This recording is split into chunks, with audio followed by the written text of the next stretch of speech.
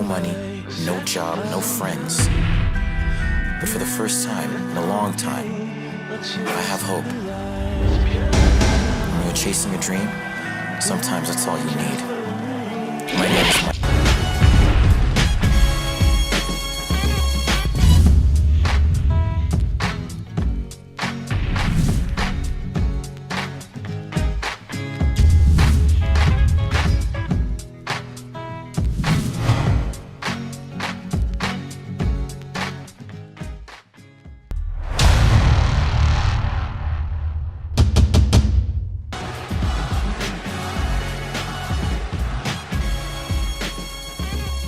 Welcome back, fans, to another episode of Harrell Wrestling Talk. Sorry about the 2-week hiatus. I kind of got married. Worked out better than most WWE weddings. So it's glad to be back. I'm Jacob Harrell. And I'm Jonathan Harrell. Jacob, were you bummed? I take that back. I was bummed that you didn't have pyrotechnics going off, music while you were getting ready to walk down the aisle. It would have capped it off, I think. I was thinking Ravishing Rick Rude. I was going to walk in there with the robe, and then I could just stood there and just shake it a little bit. The Ric Flair walk as you're walking out there. I think that would have been good. Walk in, turning around, and then when we kissed, we're like, woo! Yeah.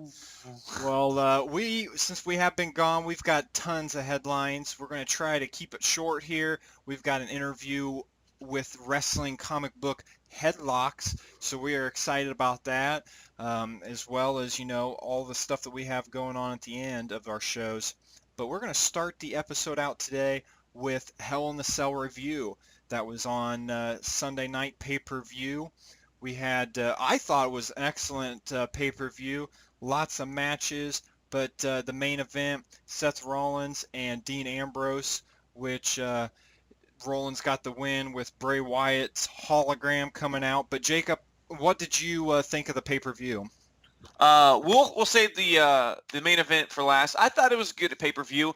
I was entertained. I can always tell usually, for me at least, I judge pay-per-views by whether I'm doing something else when I'm watching them. Because sometimes pay-per-views I'll be texting or tweeting.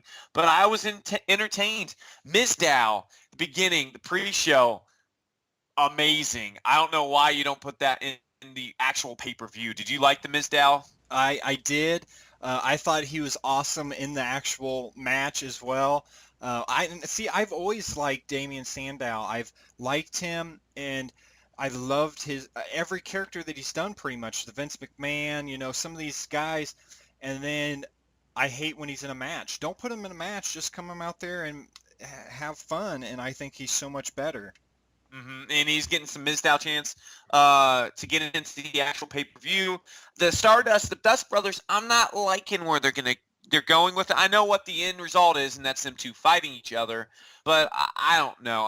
But other than that, the John Cena Randy Orton match was kind of like any other John Cena Randy Orton match. I loved the sign. Did you see the sign that said match number 1,300? I did see that, and I thought you look back at the time, that match was the longest match of the evening, and that it was just so weird because you had all these short matches and then this long match and then a bunch of other short matches, and so I'm curious to see what they're going to do with Rusev. They've got to come up with something different. They're running out of people. Same with AJ Lee defeating Paige once again. So be curious to see what's going on there. But I'm looking forward to Bray Wyatt being back in action as well. Let's forget the bell for a second. You were texting me. You're like, is that cell bigger? Because if they fall, they're dying, and that has to be twice the size of a regular Hell in the Cell. Yeah, because they showed. I was looking at the second experience, which is garbage for the WWE app, and they showed a picture of Mankind on top of the cell, about ready to fall through, and I'm thinking, well, heck, that's not very far at all. And that's halfway, probably. Yeah, and so to see this huge cell, it was pretty crazy. Yeah, and the fact that they fell halfway, both of them, props to them, because I didn't think they were going to do it. So it was a very entertaining match, kind of a dangerous match, honestly. It's super dangerous to start up top. So Raw was able to match Hell in a Cell's crazy ending with their kind of one of their own, and it's kind of setting the stones for Survivor Series in the upcoming month. So Raw started with the traditional come out and talk. The Authority came out, and then you had an RKO out of nowhere to Seth Rollins. Then you had the Dust Brothers keep their title, and they kind of split up the Big Show and Mark Henry. AJ Lee retained over Fox. Usos beat the Miz and Mizdow. They had a big return from one superstar, but we'll hold that off to the next segment. And Dean Ambrose wants basically Bray Wyatt, and Team John Cena versus Team Authority was announced. What was your thoughts of Raw? I didn't get to watch a lot of it, and I don't know who you're talking about. This is bad. I'm horrible here. I don't know who you're talking about Superstar returning because I kind of skipped and pieced together.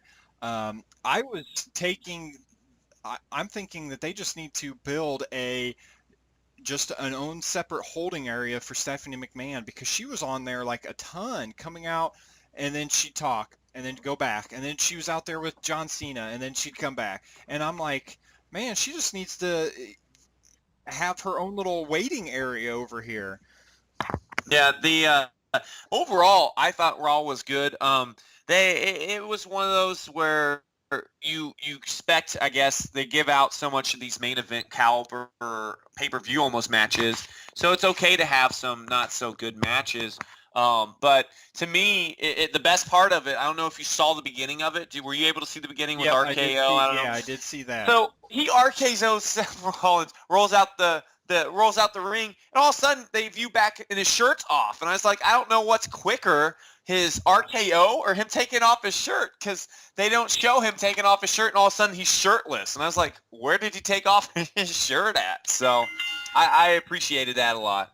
Now, like I said before, I am unprepared, and I apologize for that, but I'm guessing what you're talking about, the Superstar return was Ryback. Am I correct? Feed me more. Yes, he came back as a face. A face. Now, we haven't seen him at Raw or in the WWE for a long time, and, the last that we heard that he was going to, undergo this new character. So, he's going to have to come back face, being healed before. Do you think this is the way to go with him, Jacob? Oh, 100% this is the way they should do. They went with this, and it was successful. But the problem they ran into was the end goal was they did not trust him. And they had John Cena. He had 3 matches with John Cena. They actually were entertaining matches. We could kind of get into the Goldberg Monday Night Wars where they talked about Goldberg was only good for those 3-minute squash matches. But Ryback was able to perform main event caliber matches, but they just weren't willing to give him the ball, so they made him a heel, and then they buried him. Yeah, and that's the thing. I'm glad you brought up the Goldberg because I've been wanting to talk about the Goldberg thing for a long time. I'm going off script. I'm ruining the whole show. How awesome was that documentary where, you had Goldberg, which could barely do anything, and that was shown with the William Regal, where he tried spearing Regal every time he could, and he's like, no, we gotta wait here. Yeah, and we can talk about that a little bit more later. But with Ryback, he needs a goal, and I've always said this. And I think anytime you do a character change, and I think you'd probably agree with me, there has to be an end result of it. You can't just change it to change so they come up with a match. It needs to be they're going to reach this point, or we're going to do this with this character. If you would agree with that. Yeah, I agree with that. Totally. Yeah, and you can't just say, oh, we want Mark Henry to go heel again on the Big Show because that would be a good matchup. Well, what are you going to do with Henry when you're done? Because what happens is what happens with everyone. There's no point of him. Look at the greatest example would be Jack Swagger. He has no goal, and what's he doing now? And see, that's what I'm worried with Rusev. I was worried with it with Bo Dallas, and it ended up coming true. And so it'll be curious to see. And you don't give WWE creative enough credit because they've got to think about this. Not just next week or the show after that. It's not WCW days where we just need to get a high rating. It's how can we develop this guy's character for a year, for 2 years, and then injuries and things like that throwing the whole plan off. It's amazing that things come together the way they do. Well, and you got to give them credit that there's so many people on the roster, too. It's a huge roster. But next headline for all you fans of WWE and E's hit reality show, Total Divas, we have some news for you for next season. Paige will be joining the cast of Total Divas, which only leaves AJ Lee out as the biggest name in the Divas division not to be on the show. Are you and will Amy be excited for this news? We did see the trailer. We watch the show every week. The princess became this huge fan of the show. She actually will watch this more. She could care less about wrestling anymore.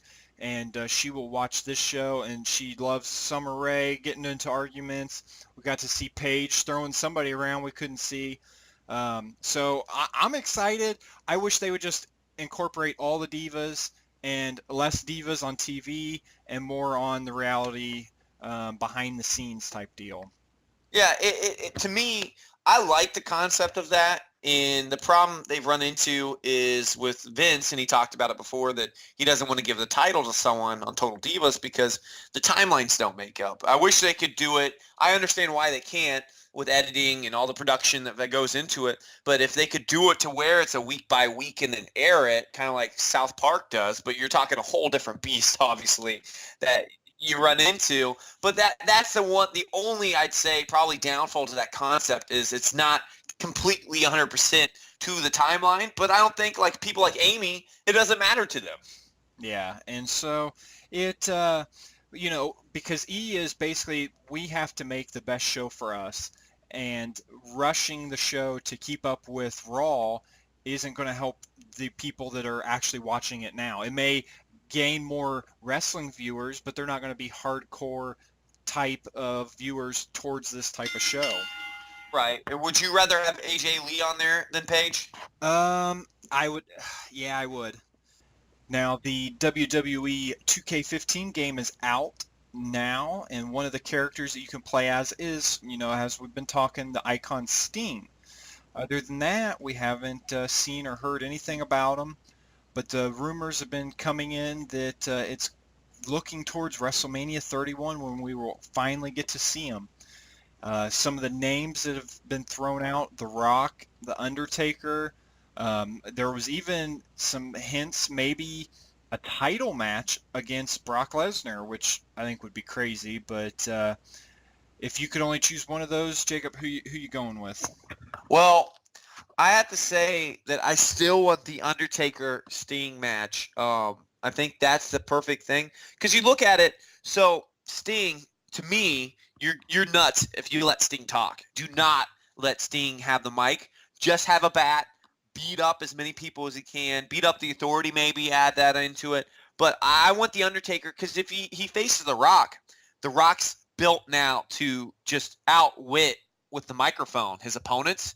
He does that all the time now. You don't want The Rock making jokes to Sting. I mean, that's all they can do with it. If you know what I mean. Yeah, and I think I agree with you. I think him going up against the Undertaker comes back, and it could almost be an Undertaker Triple H thing where the Undertaker came back and then Triple H came back, and they didn't say a single word. They just pointed at the sign, and then that was it, and everything was great. Everybody was ready for the match, and I think they could do this even better with these two guys than they did in the past. Yeah, and they don't have to make that many appearances. Maybe once a month for the 3 to 4 months leading up to Mania, you can have one appearance by The Undertaker, and then Sting's up in the rafters, and then you have an appearance by Sting, and then Undertaker shows up, kind of a thing. Don't even let them touch each other, but just build and use vignettes. That how can you not? We can make awesome videos off them too, and people already have on the internet of these promos they can do with Sting and The Undertaker. Now, speaking of The Undertaker, most of you know by now, because it was released last week, that The Undertaker is now an advisor for NXT. But now we finally have some details of what he's doing. He is basically a part-time advisor. He's allowed to choose his dates and when he can, and who and when he can come into NXT and work with. You, Jonathan, if you think you were a young star in the NXT, would you love to have The Undertaker work with you? See, and that's the thing. He's got the name. I think that helps a lot when, hey, you can either go to, we won't mention any, promotions, but you can go to promotion X and they can have this person train you and this person, or you can come to NXT and the Undertaker may work with you or may pick you to be on his quote team, and so I think it's a good move by them. Anytime that they can keep the Undertaker's name out there, regardless if it's NXT or not. I'd be curious to see though. I think it would make it for an interesting show, kind of like the Ultimate Fighter uh, that they've got with UFC. If they could do something similar in the NXT, I think that'd be pretty neat. And that's what I was hoping Tough Enough would be, like NXT version of Tough Enough, where they're training him in the Performance Center. I agree with you. I think Undertaker, yes, he was a technical wrestler, but he was such a great storyteller with his character and through the ring in his matches. He wasn't like a Kurt Angle or an Eddie Guerrero that would put on this flawless match. He would tell a story. So I think Undertaker's probably his value is sitting down and actually talking and them picking his brain or maybe even going through film more probably than him in the actual ring. Yeah. Now, we've been hearing for a while that Daniel Bryan's going to need a second surgery, and today finally, or this week rather, WWE has finally confirmed that he will be undergoing that. With the recovery times of his injury, of course it can always vary, but thoughts are thinking that it's going to be right around WrestleMania time, and they're saying, how about start a new show day after WrestleMania, night after WrestleMania with a new storyline. Do you like this timeline?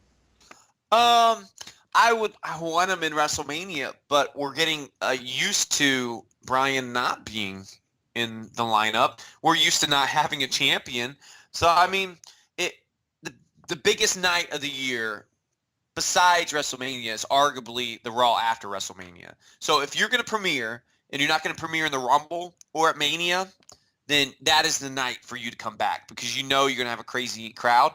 But if that's the case, you can make it to the night before Mania, have a appearance at Mania. That's my thoughts, but maybe that would ruin the moment for the night after WrestleMania. Yeah, I mean, because it would be kind of pointless for him to show up 2 weeks before WrestleMania and do anything. And I think that most eyes are going to be watching the night after, and he could make his return and just start, their season, if you would say, off with a bang. Yeah, and not that my opinion matters at all, but if he can't make it to Royal Rumble and be surprise entry, I think it's, like you said, it's better just to wait till the night after and get a huge pop and just get the crowd going with that new storyline. Yeah, because they can reset all their storylines. They can do everything after WrestleMania. Say there may be a new champion, or Brock continues to hold on to the belt.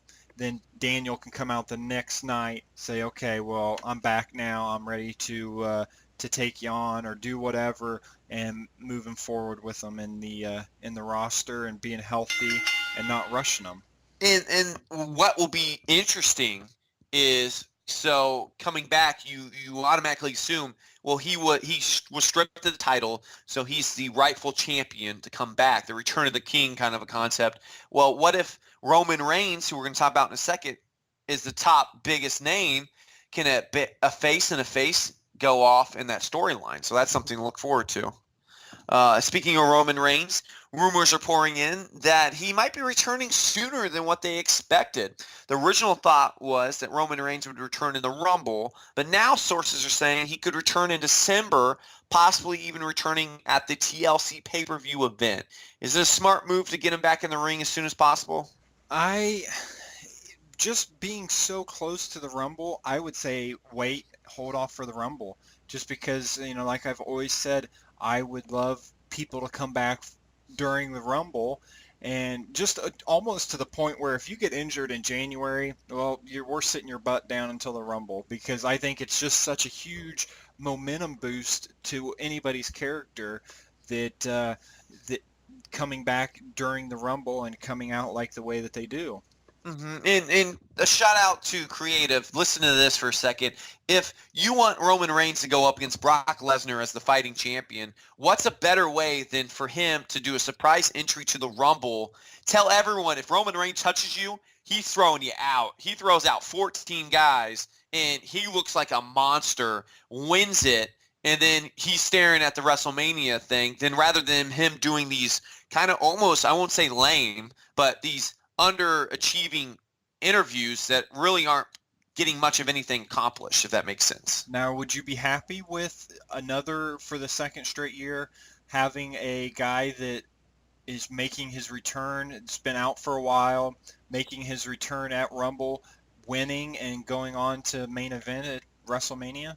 I think, yeah, with Roman, it's not a part-time guy. There's a difference between Batista and Roman Reigns, and I think fans would be okay with Reigns returning and getting what they wanted last year, and he deserved to have, but they weren't willing to give him the ball. So, yeah. And they'll have to figure something out, because I don't think they have anything for Brock right now. Yeah, there's absolutely nothing slated. There's even rumors that Danny White with the UFC is interested in even talking to him. Whether that's true or not, he can leverage with his new deal more money. So it's interesting to see with Lesnar what's going to happen with him. Now, for looking ahead at next month's Survivor Series pay-per-view, one of the matches that have been announced is going to be a Team Authority taking on a Team Cena in an elimination tag team match. Now, the names haven't been announced yet, so that just gives us a chance to speculate. So, Jacob, if you're putting together Team Cena first, who you got on your Team Cena? So with Team Cena, so it's a traditional Survivor Series. So there'll be 5 people, 1 captain, elimination tag. So I have right now is my team would be John Cena, obviously, is the captain. They've already flirted with the Ziggler idea. I like it. Put Ziggler in there. Usos would probably be my pick, because Usos have been kind of with John Cena. They've had his back recently. And then I would say Orton would probably be jumping ship, would add another dynamic to that. He'd still be a heel, but it would just be betraying the Authority. Or possibly, even if there's no Orton, throw Ryback in there. Let the big guy get a little bit momentum going. I agree with some of them. I think they're going to leave the Usos out. I'm going with Cena, Ziggler. I'm going to put both Ryback to try to get a big push out the gate, and Orton in there. And then the last one that I would put would be Ambrose. I think Ambrose could continue with the way that things are kind of moving right now. My Team Authority, I would have Triple H, Kane, Rollins, which, all the ones that everybody would figure. I'm going with Cesaro to kind of feud with the Ziggler, and Bray Wyatt to go with Ambrose. Okay. And that's what I assume is each character that's in each team will rival with someone. My Team Authority is, my ideal one would be Triple H, Kane, and Rollins. And then Jamie Noble and Joey Mercury. Just put them in. Make Jamie Noble wear the jean pants again. Cut them off. But I doubt they're going to go with there. I would love to see Cesaro and have BMB come back if he's healthy, and have a surprise kind of entrance with that. I have a question before we go. So you have Triple H in this match. He is an icon to an extent of the Attitude Era. Who would put over Triple H? Because Cena's the only guy I could think of that would pin Triple H if you're going to have Team Cena to win. Yeah, you would have to, Orton maybe. That could be as well. Yeah, I could see that happening. Because there's no way they're going to have Ziggler go over Triple Right. H. I would love to have Orton RKO Cena, and then Team Cena loses, even though Rollins was out, something like that. But I gotcha. All right. Our special guest today is the writer Michael Kingston. He's the writer for Headlocked Comics. They have the Headlocked, The Last Territory Volume 2 coming out with Kickstarters. But before we get into that, Michael, we got a couple questions for you. Sure, absolutely. So, Michael, did you grow up watching wrestling, and do you still currently watch wrestling? Oh, yeah. No, I've been a fan since I was 8 years old. Kind of dating myself, but yeah, the first ever Saturday Night's main event was what got me. George the Animal Steel totally hooked me as a kid, and then I've been watching ever since. Now, who were you a fan of besides him? Some guys that you grew up just hooked on. I was a big Tito Santana fan. I liked Dusty Rhodes. I liked. I'm trying to think of. It's funny. One of the first guys that I really connected with was Rick McGraw, and he was actually. It's funny because he's one of the first sort of wrestling casualties in the whole, dying too young kind of thing. But he wrestled Randy Savage at the first ever live show I ever went to. I mean, obviously Savage won the match, but he put up a big fight, and I was like, oh man, I'm all in on Quick Draw, but. Now, that didn't last. Before we get into anything else, I have to ask. I always ask people this because me and my brother, we always have arguments. WrestleMania 1, is it Rowdy Piper or Hogan that made that match? I don't know. I mean, what do you say? Can you have Batman without the Joker? I mean, I feel like you need a little bit of yin and a little bit of yang. I mean. Particularly on my side, if you see the comic book franchises that don't do so great, it's because they don't have a good villain. But, by the same token, if the hero's not up to snuff, then people have nothing to root for. So, I don't know. I mean, it's kind of a cop-out, but 50-50.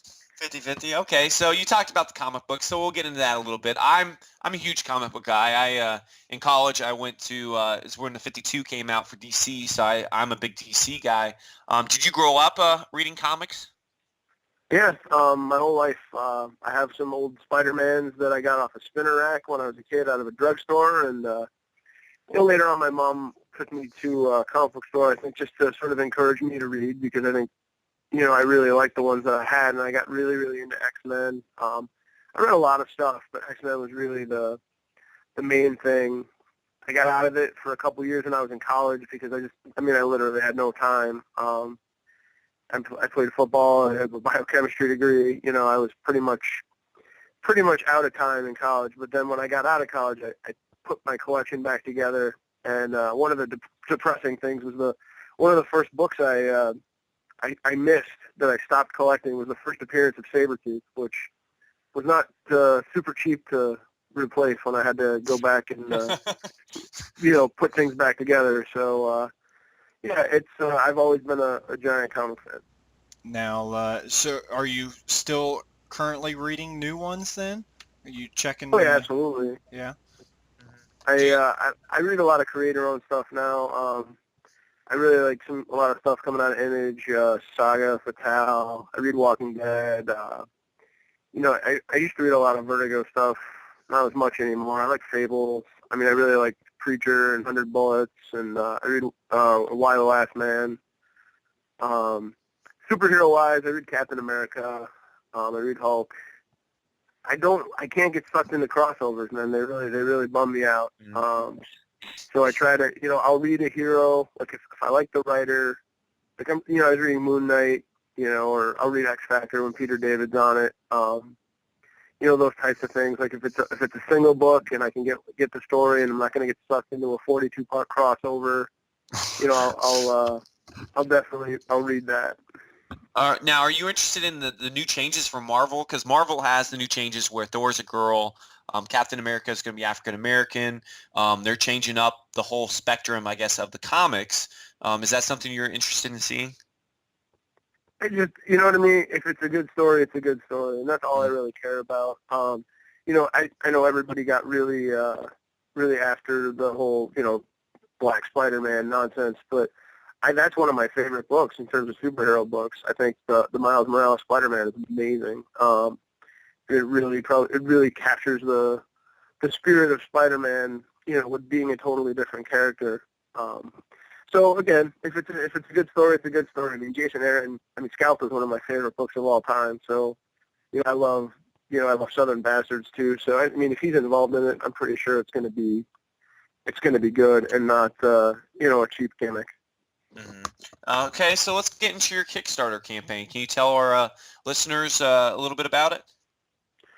Yeah, we're as an independent, one of the hardest things is to get. The comic book business is fairly impenetrable if you're not coming from a big publisher. So we fund our books through Kickstarter. This is our second Kickstarter. We funded Volume 1 of The Last Territory through our last Kickstarter, and this has been a good model for us. It's allowed people to support our books and get copies of our books in a way that we wouldn't be able to do if we went through the direct market. If I put this through, if I made Headlocked, Visionary Comics, and we put it through the direct market, you still have to get stores to order it, and there's a lot of stores that just frankly don't order independent books. So, by kickstarting it, we get in front of a larger audience, give more people a chance to check us out, and we offer some really cool rewards. Like people, it's the lifeblood of our project. So we offer people a really cool version of the book if they back it through Kickstarter that they can't get elsewhere, through conventions or whatnot. So, it's I think that's very important to our continued growth, and hopefully one day, we can show it, the numbers that we generate to a publisher, and they'll be interested.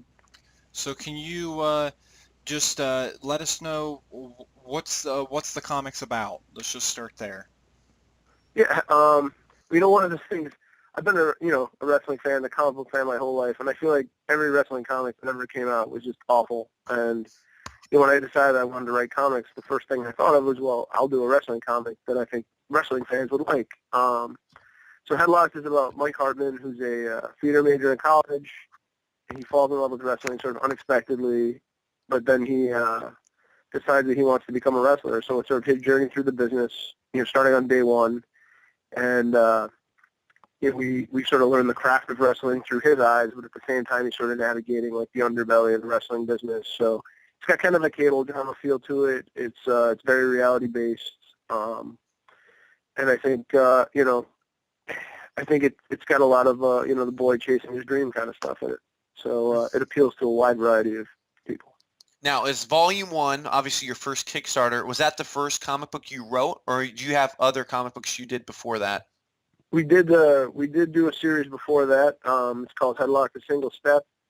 I wrote the Kickstarter books in a way that you don't have to have read it to follow the story, because I knew we were going to have a lot of people jumping on with the Kickstarter. But it's also, I think, a good story in its own right. Jerry Lawler painted the cover. Christopher Daniels wrote an intro for that book, and that was our first one. We still have it available. If people see me at conventions, you can get it off our website. There's tiers in the Kickstarter where you can pledge for, Volume 1. You can pledge for Volume 1 and Volume 2, or you can pledge for all 3 books. Now, you've got a lot of big names, that are on some of these. How does that come about? When I started, it was just me, me and my book, and obviously the creative team, setting up an artist alley, and over the years, people had come by. I met Rob Van Dam at San Diego Comic-Con. I met Shane Helms at San Diego Comic-Con. They both bought copies of the book, and then reached out to tell me that they really liked it. And then they got hooked up with, Jerry Lawler, and he does our covers. And from then on, the wrestlers who like comics have all been super, super supportive, I think, because they know what I'm trying to do. And I think they understand how hard it is to get an independent book, to be independent in both wrestling and in comics. Mm-hmm. So, now, they've all offered to help out. When you met them, was it kind of a mind-blowing experience? Because these are some of the people you see all the time, and then they're coming kind of into your element rather than theirs? Oh, absolutely. One of the first I met Christopher Daniels at New York Comic Con one year, and I went up and introduced myself to him, and he's like, "Oh man, I've been dying to meet you." And I'm like, "Really? You've been dying to meet me?" And I was a big, he was in Ring of Honor at the time, and I was a big Ring of Honor fan, and it was just really kind of mind blowing to me that somebody had actually not only heard of what I had done, but were interested enough to to know who I was. Now, I'm sure a lot of our fans, have no clue about the process that you'd have to go through to make a comic book. Is it a long process? Is it something very set out that you have to plan out as far as story and art and everything just to get one out there? Yeah, there's 4 different people, just on the basic creative team. There's me, and then my artist, Mikkel Molapola, is a wrestler from New Zealand. He does the interiors of the book, and then we have a colorist, Chuck Obach, and who's from the Philippines, and Jacob Basco, who was in California, is the letterer and pre-press guy. So, everybody has to get a pass at the same page. 4 different people touch it before it becomes printable, and then multiply that. For our last book, I had 3 different short stories. We had 5 extra pinups, an introduction, the cover. I have to manage all of that, in terms of the logistics of it, in addition to writing the book and then sort of, editing it as well. So it's quite a monstrosity. So thankfully I had some help on the editing side with, my friends at Visionary Comics are super helpful with that. So how long does it usually take? So say you start it and you go to the finishing. Do you usually halfway through maybe start your next project? Like when did number 2 start through the project of number 1? We haven't started number 2 yet. So I finished volume 1 right before San Diego Comic-Con. Mm-hmm. I've done 11 shows over the summer. We went right from that into the Kickstarter. And the Kickstarters are so stressful. There's no amount of banging the drum that can be enough. Obviously, it's been 60 days. We still haven't hit our goal. We're very close, obviously. But, the Kickstarter itself, we could never raise enough money because, we just want readers. It's not necessarily about the money, but we just want people to read the book and to be interested in it. So, I do as many, media appearances as I can and interviews and whatnot to just try to, so we kind of shut down creative for 60 days while I'm, banging the drum. Once the Kickstarter is funded, and then I'll start writing it, and then it goes to Mikkel, and then that's the process. So it's like you said, you are close. Is that once you get that, then it's just a huge sigh of relief, or or are you just straight into writing and it's still kind of the pressure of all of it? No, the creative part of it is fun. I love that. It's so much fun. The managing it can be difficult. For our last book we had seven wrestlers involved and a celebrity. So, trying to pin them down to get stuff done, when they have very busy lives and schedules as well, is not the easiest thing in the world. So, this book is going to be the same. I have we have 7 wrestlers, a celebrity, and sort of 5 big comic book artists that are contributing to the book. So it's sort of a logistical nightmare. Like, that part of it can be frustrating because it's out of your control. You can just get what you can get from people when they can get it to you. But, if you manage it right. The wrestlers, what do they input into it? Well, Jerry Lawler does the cover. For our last book, Shane Helms, Rob Van Dam, and Christopher Daniels wrote short stories for the book, and Ken Anderson, Sam Shaw, and Sim Bodie did pinups. For the book that we're kickstarting now, Jerry's doing the cover again. Booker T and Tony Atlas and Kalen Croft from the Dude Busters, they're doing art. And John Morrison, Frankie Kazarian, and AJ Styles are doing short stories for the book. So you get influences from all of them, and it's not just the same thing throughout the book then, obviously. Each kind of story has its own flavor and its own feel to it. Right. Well, like I tell the story of Headlocked. It's Mike Hartman's story, and that's, we do 5 chapters of that in the book.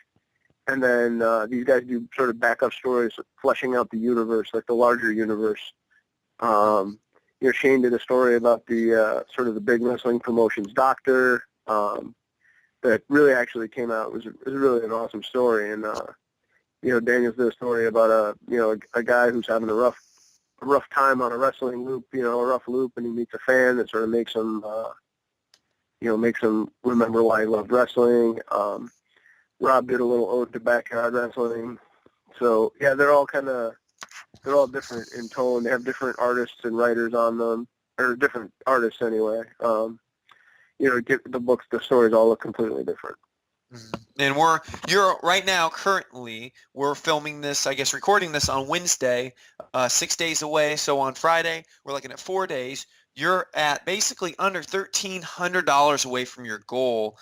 So listening to our listeners, what do they get when they pledge to you? Well, we have a variety of tiers. We have, you can sort of get in a variety of different levels. We have digital tiers that are a little less expensive. You can get a copy of the book. You can get a copy of the book signed by Jerry. You can get Volume 1 and Volume 2. You can get them both. Again, you can get them both signed. You can get all 3 books. You can get a commission sketch from our artist. He works on a tablet, so he doesn't do a whole lot of, sketch work. So it's kind of a cool thing. He really does fantastic work. You can be drawn into the book in a cameo appearance. We usually try to give people a nice shot in the book. And I think all the higher tiers are gone. We have tiers where you can be drawn into the book as a wrestler or, a variety of levels. You can be drawn in as a jobber, you can be drawn in as a mid-card guy, or you can be drawn in as one half of the tag team champions. But those incentives get snapped up right away because people really, really like them. Now, how can our listeners find the Kickstarter? You can go to Kickstarter.com and search Headlocked. There's a million links on all of my social media. We're on Facebook, Twitter, Instagram. It's all Headlocked Comic, one word. We'll be spamming that link for another 6 days. We just try to get it as big as we can get it. Even $1 helps. The number of backers is just as important of a number to us as the dollar amount. These are things that retailers and publishers look at, that determine, if they want to maybe pick us up and put us through the direct market. So, those types of things would be very beneficial to our future. So, sometimes people pledge $1, and that's great. No amount is too small. Thank you for coming on the show. Where can our fans find Headlocked on social media? Yeah, all of our social media is Headlocked Comic. It's Facebook, Twitter, Instagram, our website, and it's my Xbox gamer tag. So feel free. All right. Well, we appreciate you being on the show, Michael, and hope to see some success in your guys' future, and hopefully we'll have you on come your next one coming out. So. Thanks very much. I appreciate the time. Yeah, so I'm not a big comic book guy. Obviously, with the information you were throwing out there, we know you're checking out the comics. But I will. I'll look at this, and I'm may pledge just for being on the show. But I'm interested in checking it out. Yeah, it sounds like a great story. They had some success, so hopefully all you listeners go out there, help them out. They got not that much left in a short time, so I'd be sweating, but he didn't sound like he was sweating at all. Yeah. Well, to finish off our show for the day, we go over some just short categories. First one up is what to watch on the WWE Network. They released a new series called Rivalries, which featured Stone Cold and Vince McMahon this week. And they also had a new Monday Night War with Chris Jericho, which I thought was great. I just got done watching it. Have you had a chance to see either one of those, Jacob? No, I haven't seen either one yet. The Chris Jericho one made me, when I watched the preview for it, I was like, oh, man, that's going to be good. Because his story, I've read his books, and the Goldberg story he talked about, and I'm sure they talked about that on the Monday Night War because that's one of his big reasons for coming. But he's a prime example of why you do not take talent for granted at all. And and it was funny because he even said, here I am, WCW. I hate WCW. I'm rooting for WWF, and I'm still working for the other team. Like, it's just like so great how, Eric Bischoff was just like, do whatever you want. I don't care. Just make it short. And he'd go out there and make the most out of what he was given. And the fans loved it too. Yeah, and I still remember him with, the Nitro stuff, and I was excited when he came. More excited than I ever was on the WCW side. I mean, I was a fan, but more excited when he showed up in the WWE. And it shows you too, though, that it's amazing he could have, and it's considered one of the top 2 debuts of all time. And then they didn't use him right away. Like, he could have a sparring verbal match with The Rock, and then they were just like, okay, well, you go sit down for a little bit. Yeah. So, I mean, it was pretty neat, and I definitely liked that one. Now, people ask us all the time, how can they support the show? We love that you guys listen, but there is ways that you can support. We have our official T-shirt, the HWT podcast shirt. You can find that on our website, as well as maybe checking out DDP Yoga. We had Diamond Dallas Page on here talking about that. If that interests you, that's on our website as well. But some new items that came in the WWE shop. They have, the theme stuff for the week, the zombie shirts, the Halloween items type deal. They also debuted Stardust mask and gloves, so kind of bummed that probably means Cody Rhodes won't be back anytime soon. So we're kind of stuck with that. John Cena's even got some own fitness line, I guess, now going on. So you could get some of that, Jacob, to work out in. There you go. The fitness line doesn't look too bad. I hate the character of John Cena, but that clothes is actually really good. And if you go on there, right now they have, I don't know for how long, but they have 30% off selected tees and tank tops, long sleeves, and a lot of them are actually the newer stuff. So you better go check that out as soon as you can. Yeah. Now, we did have a birthday that we thought was worth mentioning this week. On Saturday, tomorrow, November 1st, Bobby the Brain Heenan turns 70 years old. So it's a WWE guy, WCW, just about everything. So turning 70 this week. Happy birthday to him. Deservingly the best manager of all time. To almost finish the show out, we'd like to do our ESPN football picks. I dropped the ball. Actually, Jacob dropped the ball. He has missed his last 2 picks and not looking good. So he's 0-2 for the last 2 weeks. Didn't even pick one last week, so that shows you how much he's interested in this and how sad it is that I'm still 1 game behind with picking the Cowboys, and they ended up getting beat. But Colt McCoy, my boy for the Longhorns, he got the victory, so I can't complain too much. Jacob, who you got this week? This week I picked, let me see, I have Seattle Seahawks going over on the 0-7 Raiders. I'm going the same way. I've got the Seahawks as well, going safe.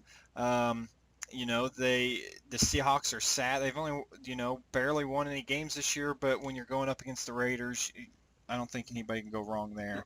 Yeah, and it's been a rough 2 weeks. I mean, I got married, so I technically still think that I'm undefeated because I didn't really try for those 2 weeks. So I'm still 6-0 in my book. 6-0, yeah. Well, we'll see what happens. Of course, we're going to be on the same page to come next week, but we like to close our show off with some challenges, some rants, some thoughts.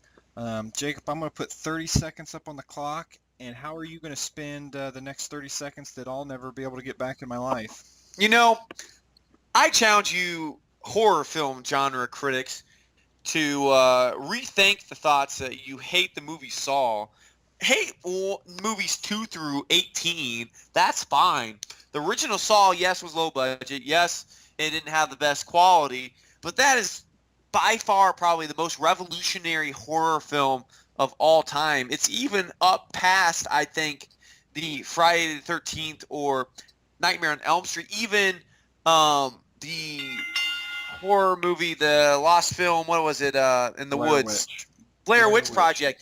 It is by far because it revolutionized, and still, even after 10 years, is revolutionizing the horror industry as we know it. Yeah, and I love the Saw movies. I actually saw Best Buy knows me really well, and they sent me an email for the whole collection on Blu-ray for $20. Can't beat that.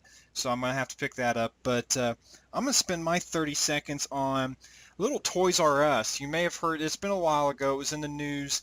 Toys R Us was going to start selling Breaking Bad action figures, and one mom was so appalled by this that she took it upon herself to make sure that Toys R Us took down these items and would not sell them. And Toys R Us did that. Bunch of wusses. I can't believe it. If you don't want your kid buying them, if you don't think they should be selling them, that's fine. Don't buy them.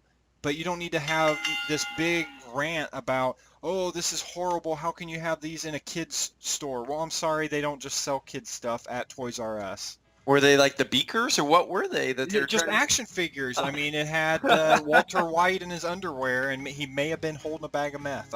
But other than that, I mean, come on now. May have been.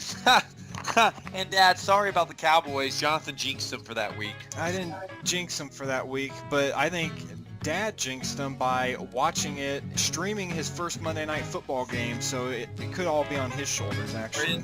Of streaming, apparently, from what it sounded like. He said it buffered for 5 seconds and then took it 30 seconds.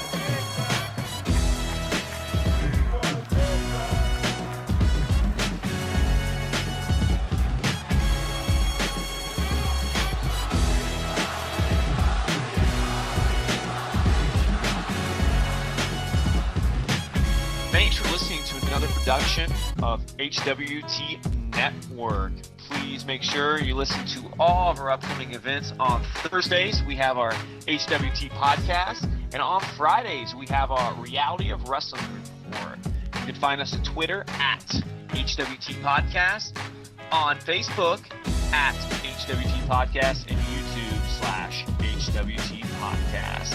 Please feel free to comment, send us messages, email us at Harrell, Harrell, Wrestling Talk @outlook.com.